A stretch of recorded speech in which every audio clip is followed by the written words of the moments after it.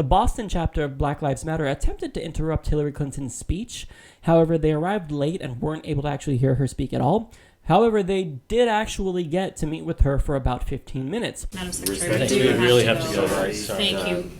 The piece that's most important, and I stand here in your space, and I say this as respectfully as I can, but if you don't tell Black people what we need to do, then we won't tell you all what you need to do. Well, I'm not telling you. I'm just telling you to tell me. What I mean to say is that this is and has always been a wet problem of violence. It's not, there's not much that we can do to stop the violence against us. Well, if and that it's is a conversation that I push back. I understand. I understand what you're saying. Also respectfully. Yeah. Well, respectfully, if that is your position, then I will talk only to white people about how we are going to deal with the very real problems. That's not what I mean. That's not what I mean. No. But like what I'm saying is, what you just said was a form of victim blaming. Right? You were saying that what the Black Lives Matter movement needs to do to change white hearts is no, I'm not talking about. Look, I don't change. believe you change hearts. I believe you change laws, you change allocation of resources, you change the way systems operate. You're not going to change every heart. You're not.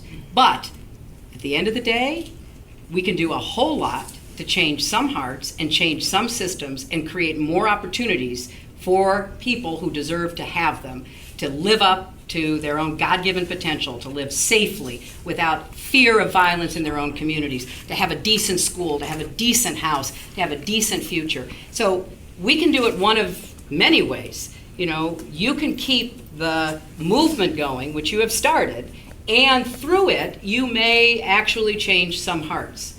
But if that's all that happens, we'll be back here in 10 years having the same conversation. Because we will not have all of the changes that you deserve to see happen in your lifetime because of your willingness to get out there and talk about this.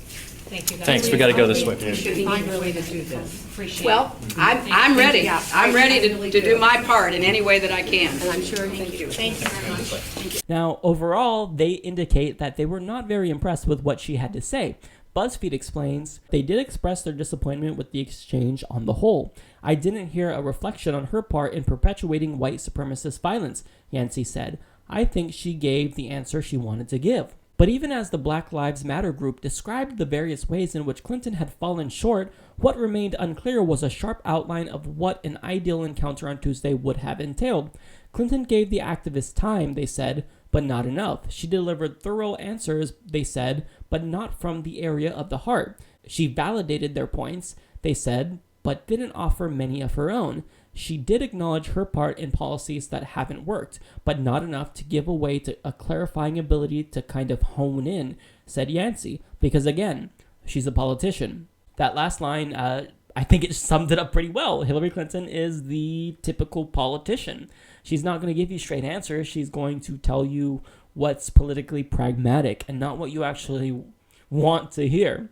So with how much the Black Lives Matter protesters have been disrupting the rallies of candidates, you'd think that by now all of the 2016 candidates would have a thorough and comprehensive platform as to what they would do to eliminate institutional racism in the event they get interrupted themselves. But they're not doing that. And I don't think Hillary Clinton even thought that she would have to deal with this because she has the Secret Service protecting her. Bernie Sanders and Martin O'Malley, they're the only two candidates that are really putting their foot forward to actually reach out to the Black Lives Matter movement, to actually put forth policies that are going to do something and be effective at eliminating institutional racism. However, the problem is that Martin O'Malley, even though he's putting forth this institutional racism platform, he's not going to be the best candidate. If you know anything about his tenure as the governor of Maryland, his policies were not very helpful to African Americans. So there's that. Now, the takeaway is that Hillary Clinton is not going to be the candidate that does much for Black Lives Matter. Although she may try to pay them lip service and mention a couple of policies that they want, she's too busy trying to please her corporate and billionaire donors to really even think about anyone. So I'll say the same thing about her that I said about Jeb Bush. What Hillary Clinton is trying to do and what she's thinking about is, what donor am I going to appease first? Is it going to be Citigroup or Goldman Sachs? Which one? They both want some, so maybe I'll just appease them all. She's not thinking about what she's going to do for the American people. And that's what's troubling about plenty of these candidates in the 2016 election cycle.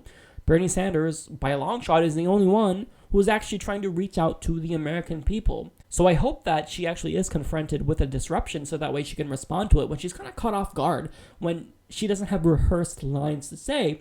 But really what I want is for her to adopt a platform that includes eliminating or combating institutional racism, because that's what these protesters are asking for.